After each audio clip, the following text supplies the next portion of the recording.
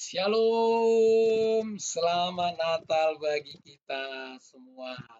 Saya sangat bersuka cita hari ini, saudara-saudara, kita bisa kembali bertemu dalam program Sharing and Inspiring, dan ini adalah kita dalam segmen spesial Natal. Saudara-saudara, bagi saudara-saudara yang mungkin ketinggalan program spesial Natal tadi pagi, tidak perlu khawatir, Anda masih bisa putar hari ini atau hari esok, ya. Kita akan malam hari ini kita dengan tema Raja Damai, ya. Kita bahas firman Tuhan dari Yesaya pasal yang kelima ayat pasal yang ke-9 ayat yang kelima, ya. Kalau di terjemahan bahasa Inggris itu ada ayat yang ke-6. Nah, sebelumnya mari kita berdoa terlebih dahulu. Bapa yang baik, dalam nama Tuhan Yesus kami bersyukur ya Tuhan buat penyertaan-Mu hari ini. Kami sudah bisa merayakan Natal bersama keluarga, bersama teman, dimanapun berada. Kami bisa menikmati kebersamaan keluarga dalam Natal di masa pandemi ini. Kami bersyukur ini juga berkat yang spesial bagi kami. Kami fokus bersama-sama dengan keluarga menikmati Natal tahun ini. Dan juga bisa menikmati Natal dari berbagai live streaming, sehingga sukacita kami semakin ditambahkan, pengharapan kami semakin diteguhkan, iman kami semakin diteguhkan, dan kami semakin bertumbuh dalam Tuhan. Malam hari ini juga kami tidak lupa mengucap syukur buat penyertaan dan pemeliharaan-Mu sepanjang hari, sehingga malam hari ini kami boleh kembali bersama-sama belajar firman Tuhan.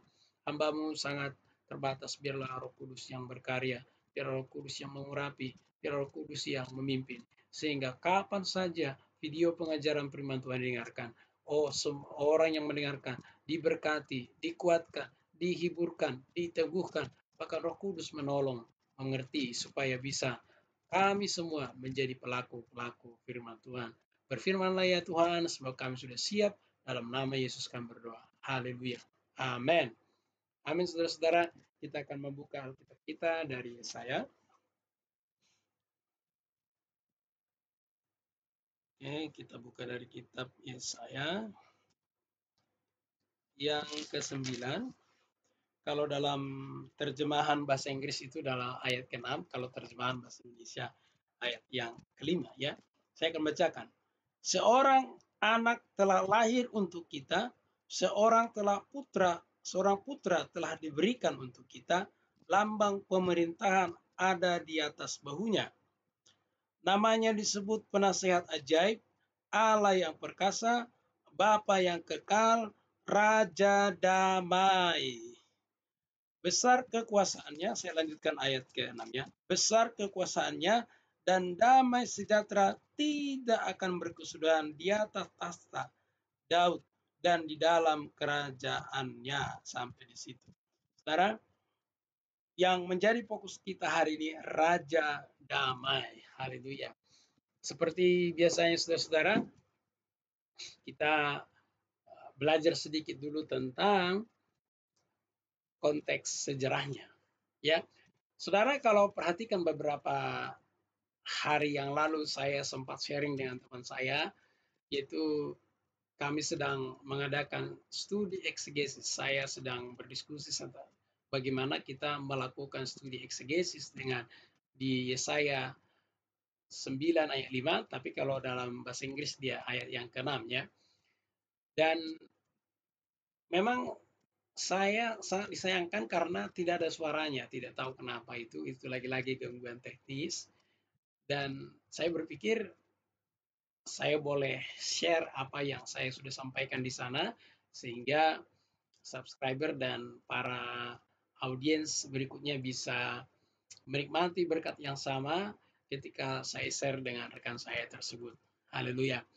Saudara-saudara, yang perlu kita ketahui konteksnya pada saat itu, bangsa Israel pada saat itu ada dalam pembuangan. Nah, secara politik mereka saat itu dijajah oleh bangsa Babel. Nah, bangsa Babel ini adalah bangsa yang sangat kejam, bangsa yang sangat tidak manusiawi kalau menjajah. Nah, ini tentu punya latar belakang politik. Sebelumnya itu adalah bangsa yang berkuasa itu adalah bangsa Asyur, ya. Bangsa Asyur saat itu menjajah dua sekali jajahannya, termasuk saat itu yang dijajah adalah Babilonia dan termasuk adalah bangsa Israel. Bangsa Asyur itu adalah bangsa yang keji, bangsa yang sangat, kalau boleh saya katakan, mengerikan kalau menjajah. Beda-beda tipis lah kalau kita bandingkan dengan penjajahan Jepang terhadap Indonesia 3,5 tahun, ya beda-beda tipis lah dengan itu. Nah, tetapi pada saat itu Asyur tumbang. Maka saat Asyur tumbang, kerajaan Babilonia saat itu maju, menang. Dia mulai berkuasa, dia mulai menjajah bangsa-bangsa bekas jajahan bangsa Asyur. Salah satunya adalah bangsa Israel. Bangsa Israel saat itu kalah dalam medan pertempuran.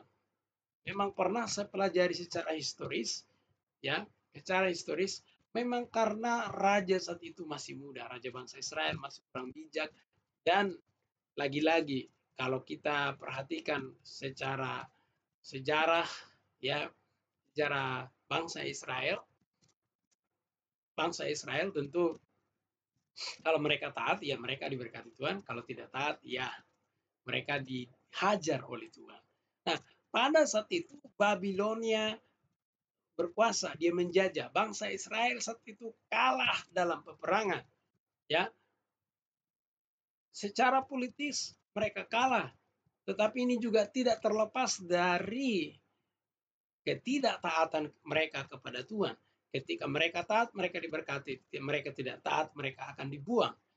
Ya, dan pada saat itu mereka jahat, berbuat yang tidak berkenan di mata Tuhan, sehingga mereka dibuang ke Babel saat itu. Mereka dibuang ke sana. Di sana mereka dijajah. Di sana mereka tinggal. Itu sebabnya kalau nanti kita pelajari di dalam Yeremia 29, ya boleh kita buka ya. Yeremia 29 ayat yang ke-7. Saya percaya saudara sangat familiar dengan ayat ini. Yeremia 29 ke-7, usahakanlah kesejahteraan kotamu kemanapun kamu aku buang, dan berdoalah untuk kota itu kepada Tuhan, sebab kesejahteraanmu adalah kesejahteraanmu. Jadi Tuhan memang buang mereka. Sekalipun Tuhan buang mereka pada saat itu ke Babel, Tuhan memerintahkan supaya mereka mengusahakan kesejahteraan kota tersebut. Jadi dengan kata lain, entah mereka diam di dalam negeri bangsa Israel ataupun mereka dibuang, mereka tetap harus taat kepada Tuhan. Nah, jadi kita bisa melihat secara politis mereka kalah dalam peperangan sehingga mereka dibuang, dan kita bisa melihat karena mereka juga saat itu tidak taat sehingga mereka juga dibuang. Jadi secara politis kalah dalam perang, kalau secara teologis mereka tidak taat kepada Tuhan. Nah, pada saat itulah, pada saat mereka dijajah, pada saat mereka ditekan, ditindas, pada saat itulah datang firman ini, yaitu janji kepada bangsa Israel bahwa seorang anak telah lahir untuk kita, seorang putra telah diberikan untuk kita, lambang pemerintahan ada di atasnya, dan namanya disebut Penasehat Ajaib, Allah yang perkasa, Bapa yang kekal, Raja Damai. Pada saat inilah diberikan janji-janji kepada bangsa Israel, yaitu janji keselamatan, janji kehadiran Mesias. Dan tentu ini akan menjadi satu penghiburan bagi mereka, ya. Satu penghiburan bagi mereka pada saat itu. Menghibur mereka, menguatkan mereka sehingga mereka datang kepada Tuhan.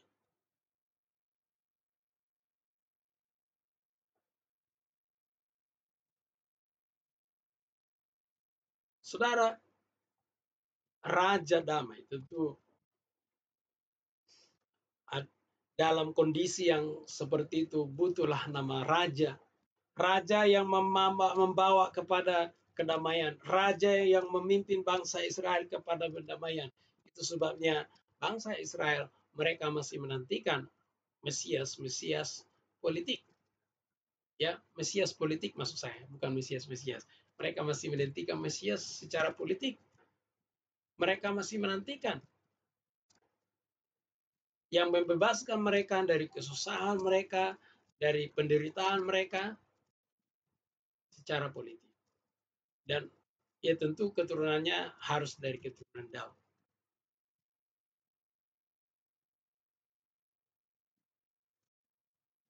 Jadi saudara-saudara, itu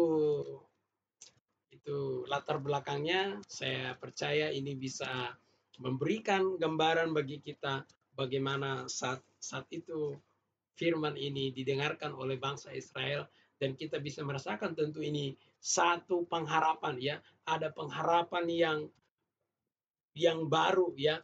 Dalam kesulitan mereka ada pengharapan di mana raja tersebut akan memimpin mereka ke dalam kerajaan yang penuh damai. Tentu ini sangat meneguhkan, saudara-saudara.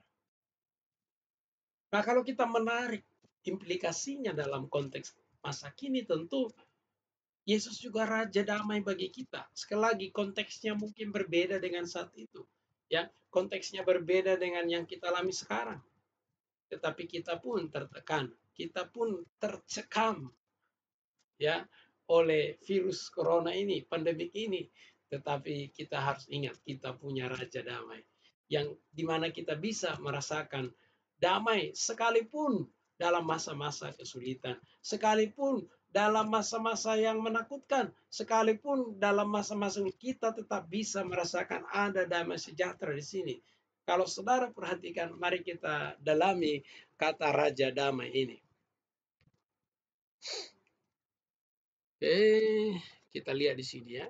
Memang kalau dalam bahasa Indonesia dia diterjemahkan raja damai, ya. Tapi kalau di dalam terjemahan bahasa Inggris diterjemahkan peace. Kenapa peace? Karena konteksnya dia seorang anak, ya. Kalau anak raja kan berarti dia prince kan, atau putra, ya. Kalau putri kan princess, ya. Nah, sekalipun demikian kita tetap bahasa Indonesia tetap menerjemahkan yaitu sebagai raja, karena Yesus memang raja di atas segala raja, ya. Karena segala kekuasaan sudah diberikan oleh Bapa kepada Yesus, baik kuasa yang ada di surga maupun ada di bumi. Jadi dia adalah raja di atas segala raja, ya. Kemudian kalau kita tahu kata yang dipakai di sini adalah sar. Sar ini adalah representatif dari king, ya, representasi dari raja, ya, secara ofisial.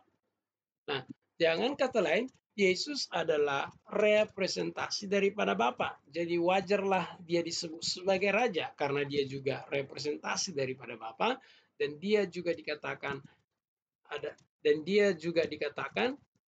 oh ya, mohon maaf saya lupa.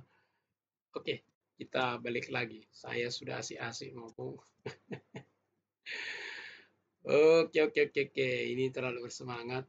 Oke, kita kembali ke sini, ya. Kita fokus pada kata raja damai di sini. Kata yang dipakai di sini sar, ya. Sar ini adalah diterjemahkan bahasa Inggris prince, ya, karena dia adalah anak. Ya, karena konteksnya di sini lahir daripada yang lahir itu adalah anak. Kalau kita lihat di sini,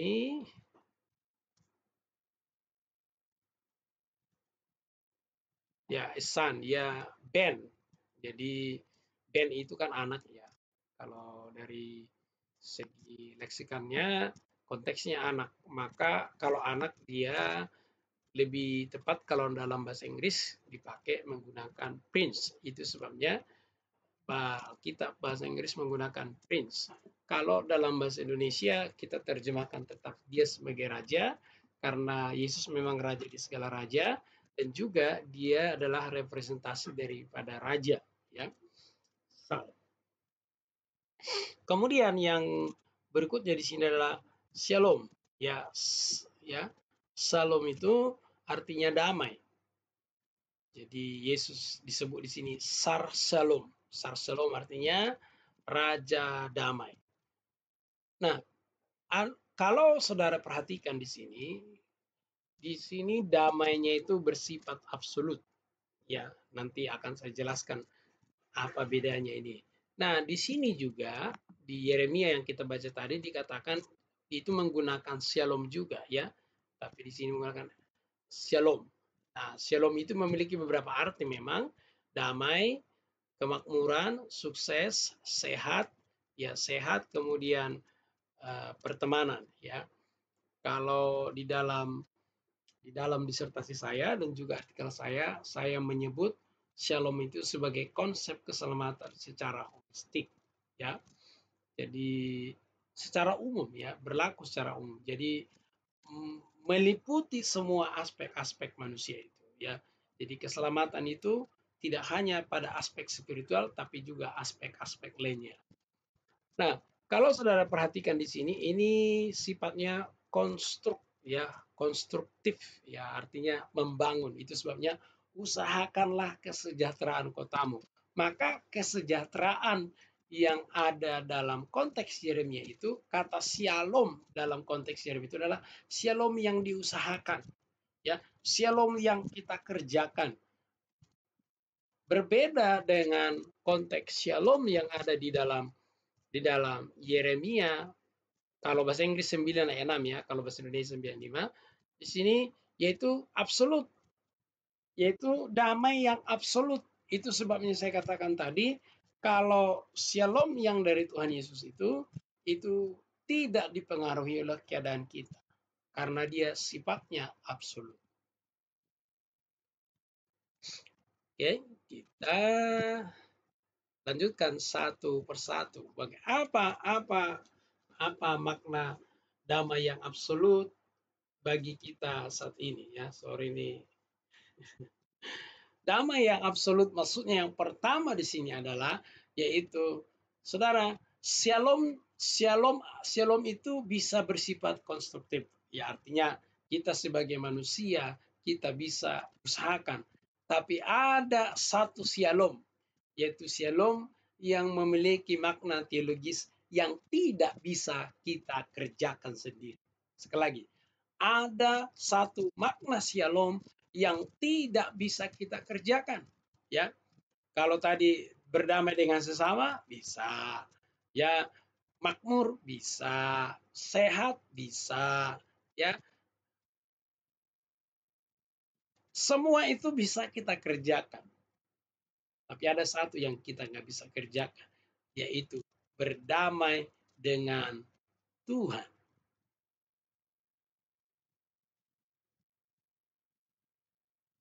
Berdamai dengan Tuhan. Tanpa pekerjaan Yesus Kristus, kita tidak bisa berdamai dengan Tuhan. Kalau kita pelajari Alkitab, jelas dikatakan semua orang telah berbuat dosa dan telah kehilangan kemuliaan Allah. Tidak ada manusia di dunia ini yang tidak berdosa. Dosa itulah yang membuat kita bermusuhan dengan Allah. Allah tidak bisa kompromi dengan dirinya. Walaupun dia mengasihi kita, okelah saya sangat mengasihi, udah kompromi saja. Tidak bisa. Karena adalah pribadi yang konsisten. Dia tidak bisa melanggar kekudusannya. Di sisi lain Allah harus menghukum kita. Dia harus mencurahkan murkanya kepada kita. Tapi dia tahu juga bahwa tak satu pun manusia yang sanggup menanggung murkanya itu. Tidak ada manusia biasa yang di dunia ini yang sanggup menanggung murka Allah. Tidak ada satupun, siapapun tidak akan sanggup menanggung murkanya. Disinilah berjalan, yaitu keadilan Allah dan kasih Allah. Yaitu dikatakan Yohanes 3:16, karena begitu besar kasih Allah akan dunia ini, sehingga ia memberikan anaknya yang tunggal. Dia berikan Yesus sebagai bukti kasihnya. Kemudian dia berikan Yesus, dan Yesus akan menanggung semua murka itu. Yesus tanggung semua murka itu di kayu salib. Saudara, Kalau kita melihat bagaimana Yesus berdoa di Getsemani, ada rasa takut, itu rasa takut manusiawinya ya. Dia gemetar, bahkan keringat mencucurkan darah. Karena apa? Dia tahu dia akan menghadapi murka Allah yang besar itu. Ketika murka Allah itu ditumpahkan kepada dia, disitulah dia berseru, Allahku, Allahku, mengapa engkau meninggalkan aku? Pada saat itu dicurahkan semua murka Allah kepada dia. Dan sampai akhirnya dia menyerahkan diri mati. Saudara dan saya harusnya yang tergantung di sana. Di sana. Saudara dan saya harusnya yang di sana ketika disalib itu ditumpahkan itu murka Allah. Tapi karena kasihnya yang besar, kasih Yesus yang besar, kasihnya kepada Bapa, kasihnya kepada kita, Yesus memilih taat, dia tanggung semua. Sehingga saya dan saudara bisa diperdamaikan dengan Bapa. Kita yang tadinya musuh Allah, kita tadinya diperhamba oleh dosa, kita dimerdekakan, kita dibebaskan, kita dimasukkan ke dalam terangnya yang ajaib, kita dijadikan anak-anak Tuhan, Yohanes 1:12. Kemudian kita bisa memanggil dia sebagai Bapa. Karena apa? Karena semua pengorbanan Yesus itu, kita diperdamaikan, kita bisa kembali kepada Tuhan. Kita bisa memanggil Allah, pencipta langit alam semesta.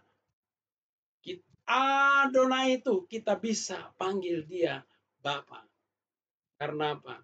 Karena ada Raja Damai yang memperdamaikan saya dan saudara. Inilah maksudnya shalom yang absolut. Ketika kita diperdamaikan dengan Allah, ada satu rasa damai di sini, ada satu sukacita di sini, dan sukacita atau rasa damai kita ketika kita diperdamaikan dengan Allah itu tidak dipengaruhi oleh apapun juga, dan rasa damai itu, perdamaian itu tidak bisa dikerjakan oleh siapapun kecuali hanya Yesus. Itulah makanya disebut di sini Raja Damai. Kata damai yang dipakai di sini, sar shalom itu sifatnya yaitu absolut. Malam ini kita diingatkan kembali saudara-saudara, ketika kita belajar tentang Raja Damai, tentu bukan hanya ya rasa damai-damai saja. Perlu kita ketahui bahwa damai yang pertama yang kita rasakan ketika Yesus itu lahir, ketika Yesus melakukan tugasnya di bumi ini, ketika Yesus mengalami penderitaan sampai dia nanti disalibkan, bahkan sampai menanggung semurka Allah dan mati di kayu salib dan bangkit pada hari ketiga. Itu tujuannya supaya dan saudara diperdamaikan dengan Tuhan. Supaya saya dan saudara diperdamaikan dengan Tuhan, maka kita saudara-saudara sudah diperdamaikan dengan Bapa. Maka aplikasinya bagi kita, karena kita sudah dipimpin oleh Raja Damai, maka kita harus menjadi orang pembawa damai. Ya, kita buka Matius yang kelima.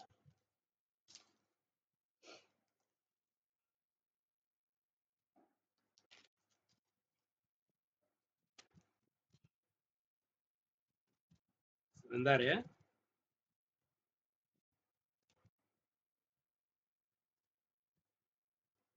Ayat yang ke-9, berbahagialah orang yang membawa damai karena mereka disebut anak-anak Allah. Ya. Berbahagialah orang yang membawa damai karena mereka disebut anak-anak Allah. Sekali lagi saudara-saudara, kita dipimpin oleh Raja Damai, maka kita sebagai warga yang damai, maka kita harus membawa damai. Berdamai. Tuh kita sudah berdamai dengan Tuhan, maka kita harus berdamai dengan sesama kita, berdamai dengan diri sendiri. Oke? Jadi kita bahas yang pertama, berdamai dengan sesama. Saudara, masa Natal ini kita diingatkan supaya kita berdamai dengan sesama kita. Akan sangat sungguh terlalu kalau kita yang dosanya begitu banyak diperdamaikan dengan Tuhan, lalu kita dengan sesama manusia, mungkin kesalahannya 1, 2, 3, tapi kita tidak berdamai. Saudara, hati-hatilah. Kalau di dalam Matius 6 dikatakan ayat 15, dikatakan ini, jikalau kamu tidak mengampuni orang, Bapamu juga tidak mengampuni kesalahanmu. Sangat keterlaluan. Ya, sangat keterlaluan. Kita yang sudah berdosa, dosa saya dan saudara yang puluhan tahun diampuni oleh Bapa. Masa kesalahan teman kita mungkin hanya 2 atau 3 biji kesalahannya, tapi tidak mengampuni. Kalau saudara dan saya tidak mau mengampuni orang yang bersalah, itu keterlaluan. Itu sebabnya Bapa tidak mau mengampuni. Kenapa? Karena Bapa tidak mau mengampuni dosamu itu. Karena Bapa sudah ampuni kamu terlebih dahulu, tapi kamu tidak mau mengampuni. Karena kamu lakukan itu, maka Bapa tidak mengampuni dosamu yang tidak mau mengampuni. Maka kita harus berdamai. Sebagai anak-anak Tuhan dikatakan kita harus mengasihi musuh. Kita harus mendoakan musuh. Kalau tadi kita belajar orang-orang Israel, mereka sudah dijajah loh, dibuang. Tuhan bilang doakan kesejahteraan kotamu ini. Lah, kota yang di mana mereka dijajah, kota di mana mereka tinggal, mereka harus doakan karena apa? Kesejahteraan mereka, kesejahteraan mereka. Kesejahteraan kota itu, kesejahteraan mereka. Malam ini saudara ingatkan, berdamailah. Kalau saudara mengakui bahwa Yesus adalah Raja Damai, maka saudara harus membawa damai. Malam ini kalau ada di antara saudara yang belum bisa mengampuni orang lain, cepat berdamai dengan dia. Saya bilang, sangat sungguh terlalu kita yang dosanya puluhan tahun diampuni oleh Bapa, dosa orang itu mungkin hanya 5 biji atau berapa kali, tapi saudara tidak mau mengampuni. Perhatikan baik-baik, saya ingatkan lagi. Karena engkau tidak mengampuni orang itu, dosamu yang tidak mau mengampuni, Bapa juga tidak mau mengampuni. Bukan karena dia tidak bisa mengampuni, karena kamu, karena Anda tidak mau mengampuni orang lain, karena keterlaluan. Bukankah sudah ada Yesus memberikan perumpamaan? Ada seorang hamba hutangnya begitu banyak, tapi karena saking banyaknya dia bilang, saya sudah tidak sanggup. Lalu tuannya mengampuni. Oke, kamu bebas. Kemudian orang itu pergi keluar. Dia ketemu juga orang yang berutang sama dia. Utangnya nggak banyak, tapi dia siksa. Dia nggak mau mengampuni. Dan kedengaran oleh Tuhan itu, maka dia dihukum. Hal yang sama yang akan dia alami. Malam ini, saudara dan saya, kita diajari mengampuni. Orang itu mungkin menyakitkan, bahkan dikatakan musuh. Orang yang memusuhi pun kita harus kasihi, kita harus ampuni. Kita belajar dari Yesus, kita berkata, Bapa ampunilah dia, sebab dia tidak tahu apa yang dia perbuat. Atau kurang menyadari bahwa itu menyakitkan kita. Kita harus mengampuni. Mengampuni memang tidak enak. Yesus saja mengampuni kita menderita sekali. Kalaupun kita mengampuni orang lain, pasti ada rasa menderita. Itu wajar. Tapi ingat, penderitaan kita itu tidak sebanding dengan penderitaan yang dialami oleh Yesus. Maka malam Natal ini, saudara-saudara, kalau saudara ada musuh atau ada orang yang bersalah pada saudara, tidak mau mengampuni, saudara tidak mau mengampuni, bahkan mungkin menggunakan pepatah satu suku, sampai di tanah merah pun tidak akan diampuni. Atau mungkin sampai 7 turunan pun tidak akan saya ampuni. Kalau saudara mengatakan itu, kalau saudara sudah dendam malam ini, kalau saudara mendengarkan atau kapan saja saudara dengarkan video pengajaran firman Tuhan ini, silakan berdamai dengan orang itu. Pertama-tama tentu Anda harus datang kepada Tuhan, minta ampun kepada Tuhan, supaya Tuhan memampukan Anda berdamai dengan orang itu.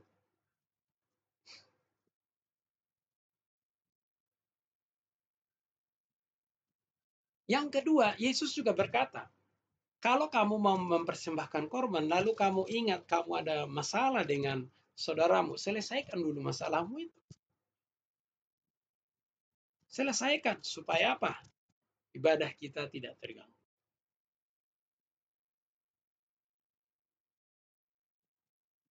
Saudara, kita sebagai anak-anak Tuhan, kita anak, bukan bos. Ya, kita diajari mengampuni. Ya, kita belajar dari teladan Yesus. Yesus tidak pernah berdoa, Bapak, hajarlah mereka ini. Mereka nggak tahu saya siapa. Yesus tidak pernah berdoa meminta Tuhan menghukum. Tidak. Kalau kita meminta orang menghukum, lalu Tuhan hukum, bosnya siapa? Halo? Kalau misalnya saudara sakit hati dengan orang, lalu minta orang itu dihukum Tuhan, lalu minta orang itu dihajar oleh Tuhan. Saya mau tanya, kalau Tuhan lakukan itu yang bosnya siapa? Hati-hati, kalau kita salah berdoa, doa itu bisa menimpa kita. Doa itu bisa kembali kepada kita. Dan Tuhan yang kita sembah kita nggak bisa atur. Karena dia Tuhan, kita yang harus nurut.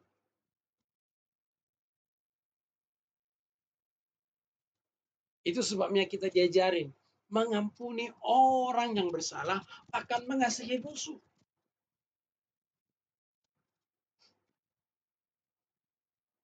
Kita tidak pernah diajar balas dendam. Jangankan membalas, menghakimi saja kita tidak boleh. Karena kita sedang menempatkan diri sebagai hakim. Apalagi sampai membalas. Pembalasan itu adalah haknya Tuhan. Penghakiman itu adalah haknya Tuhan. Tugas kita adalah mendoakan orang tersebut. Mengampuni orang tersebut. Kalau kita mengaku Yesus sebagai Raja Damai, saudara-saudara, maka kita pun harus siap berdamai dengan siapa saja. Bersiap berdamai dengan sesama kita. Karena ketika kita berdamai, itu juga mempengaruhi rasa damai yang kita miliki.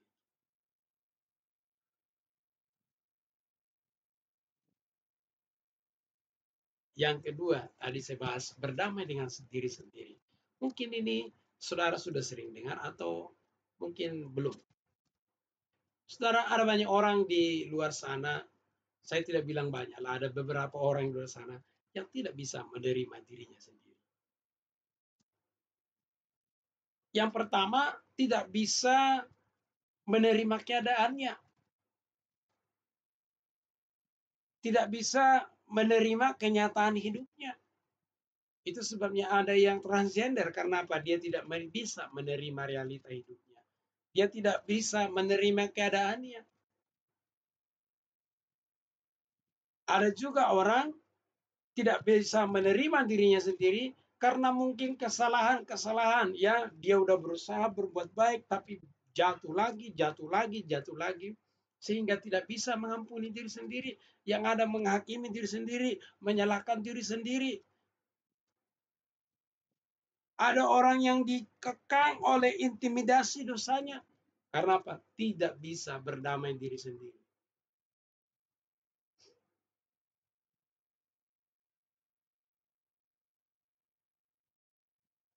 Kalau saya dan saudara hidup dalam pimpinan atau kerajaan Sang Raja Damai, maka kita harus bisa berdamai dengan diri sendiri.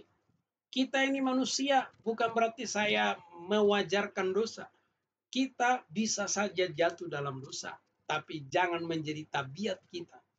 Kita bisa saja tergelincir, itu manusiawi. Bahkan sekelas Rasul Paulus berkata apa? Dia ingin berbuat baik, tapi justru yang jahat yang dia lakukan. Karena masih ada benih dosa.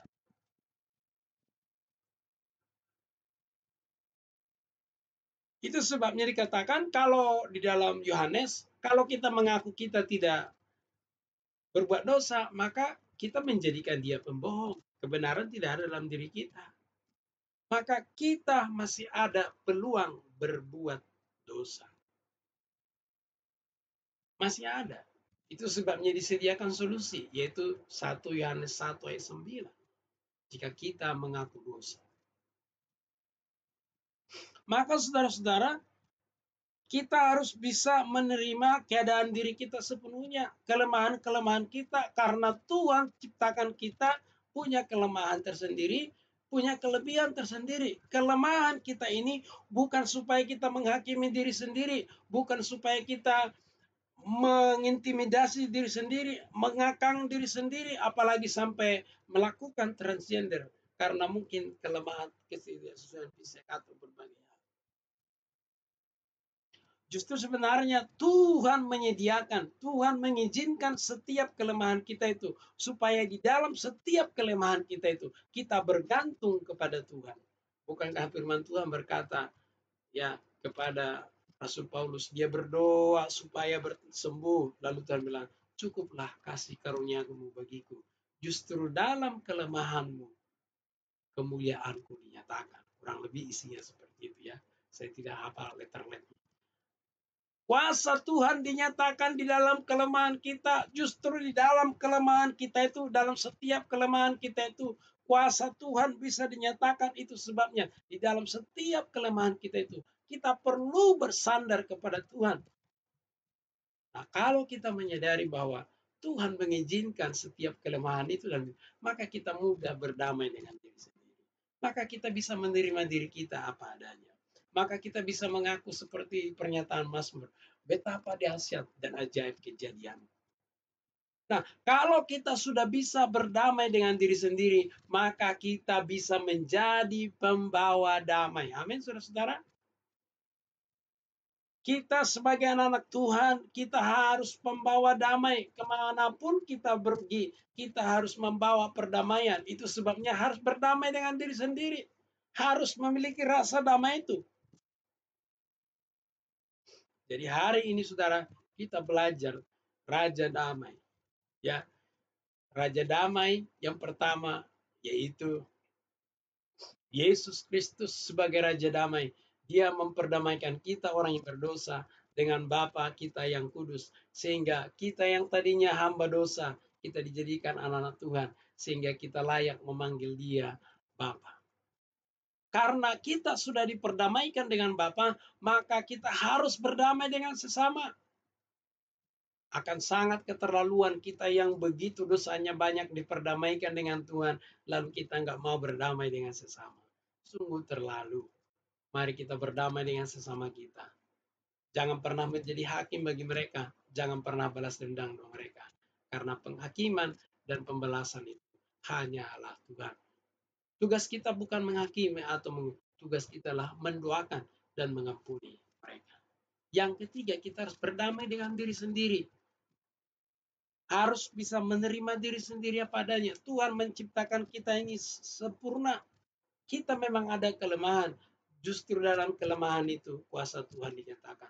Justru di dalam kelemahan itu kemuliaan Tuhan dinyatakan. Saudara dan saya punya kelemahan, is okay. Kita terima kelemahan kita dengan apa adanya. Karena kita bergantung kepada Tuhan. Biar dalam setiap kelemahan kita itu kuasa Tuhan dinyatakan. Haleluya saudara-saudara. Hari ini kita belajar Raja Damai. Kita mau berdamai ya dengan saudara-saudara kita ya, karena kita sudah diperdamaikan dengan Tuhan. Kita pun harus berdamai dengan diri sendiri. Haleluya. Saudara-saudara, saya percaya saudara diberkati dengan renungan spesial Natal ini. Biarlah kita menjaga hubungan kita dengan Tuhan, dan juga kita berdamai dengan sesama kita, dan juga berdamai dengan diri sendiri. Haleluya. Demikian renungan firman Tuhan malam ini. Tuhan Yesus memberkati. Mari kita berdoa. Bapa yang baik, dalam nama Tuhan Yesus kami bersyukur ya Tuhan, pada malam hari ini kami boleh bersama-sama belajar firman Tuhan. Biarlah firman-Mu itu menjadi kekuatan bagi kami, penghiburan bagi kami, meneguhkan kami, menjadi terang bagi kaki kami. Tuhan, kami bersyukur dengan kehadiran Yesus sebagai Raja Damai. Damai yang absolut, yaitu kami diperdamaikan dengan Bapa. Kami sangat bersyukur, ini adalah sukacita terbesar kami. Kami bisa kembali kepada Bapa kami, Bapa yang ajaib, Bapa yang kekal, Bapa yang sangat mengasihi kami. Kami bersyukur. Oleh sebab itu Tuhan, biarlah kami mau memiliki kerendahan hati. Kami mau berdamai dengan sama kami. Kalau ada orang yang bersalah dengan kami mengampuni mereka. Ampunilah mereka Bapa, sebab mereka tidak tahu atau kurang menyadari apa yang mereka buat. Ampunilah mereka ya Tuhan. Biarlah Tuhan yang berbicara dengan mereka. Tugas kami mengampuni mereka dan mendoakan mereka. Karena kami menyadari penghakiman bahkan pembalasan adalah haknya Tuhan, maka kami tidak berhak mengambilnya. Oleh sebab itu Tuhan, kami mau mengampuni mereka dan memberkati mereka. Biarlah mereka yang bersalah kepada mereka menyadari kesalahannya dan mereka bisa berdamai dengan kami. Demikian juga ya Tuhan, siapapun ya Tuhan yang mungkin masih bergumul menerima keadaannya atau bergumul dengan mungkin jatuh bangun sehingga menolak diri sendiri, mengintimidasi diri sendiri dengan dosa dan kesalahan. Tapi malam hari ini biarlah mereka menyadari bahwa di dalam kelemahan itu justru kuasa Tuhan dinyatakan. Kami manusia tentu punya kelemahan. Biarlah dalam kelemahan kami itu kami mau bersandar kepada Tuhan. Kami mau mengandalkan Tuhan. Terima kasih Tuhan Yesus, terima kasih. Hambamu sudah selesai berdoa, biar Roh Kudus yang berbicara kepada kami masing-masing, biar Roh Kudus yang memimpin kami, yang menolong kami untuk melakukan apa yang kami bisa lakukan berdasarkan renungan malam hari ini. Terima kasih Tuhan Yesus. Sebelum itu Tuhan, kami akan beristirahat, biarlah damai, sukacita, berkat dari Bapa, kasih sayang daripada Bapa tercurah bagi kami berlimpah-limpah. Penyertaan Tuhan, penyertaan Yesus Kristus nyata dalam setiap detik-detik hidup kami, serta persekutuan Roh Kudus menyertai kami hari ini sampai selama-lamanya dalam nama Yesus. Haleluya. Amin. Amin. Sekali lagi saya ucapkan selamat Natal bagi kita. Biarlah pesan spesial Natal ini kita bisa terapkan dalam kehidupan kita sehari-hari. Karena kita memiliki Raja Damai, maka kita anak-anaknya harus menjadi pembawa damai. Ya, ketika kita membawa damai, kita disebut orang yang berbahagia. Haleluya. Saudara-saudara, kalau saudara diberkati dengan renungan firman Tuhan ini, silakan dibagikan kepada saudara-saudara kita yang lain, biar mereka juga diberkati sama seperti saudara diberkati. Ya, silakan ditekan tombol jempolnya supaya saudara, supaya saya semakin giat ya mengajarkan firman Tuhan. Haleluya. Itu bentuk daripada apresiasi ya. Itu bentuk daripada apresiasi. Nah, bagi Bapak Ibu yang belum menekan tombol subscribe-nya, baru pertama kali mendengarkan channel ini, saya ucapkan selamat datang, silakan ditemukan tombol subscribe-nya, dan aktifkan loncengnya supaya tidak ketinggalan video pengajaran firman Tuhan yang saya share dalam channel ini, dan terutama untuk program-program tahun depan itu sudah beberapa program, nanti akan saya share tersendiri dengan program-program tersebut ya. Sekali lagi, saya Dr. Tolo Marbul mengucapkan selamat Natal bagi kita. Mohon maaf kalau selama ini ada kekurangan ataupun kesalahan kami. Mohon dimaafkan, biarlah kita berdamai dan kita jalani beberapa hari ke depan kita akan masuk tahun baru. Biarlah kita hidup dengan damai satu sama lain. Haleluya. Sekian spesial Natal hari ini. Shalom, selamat Natal bagi kita. Selamat beristirahat.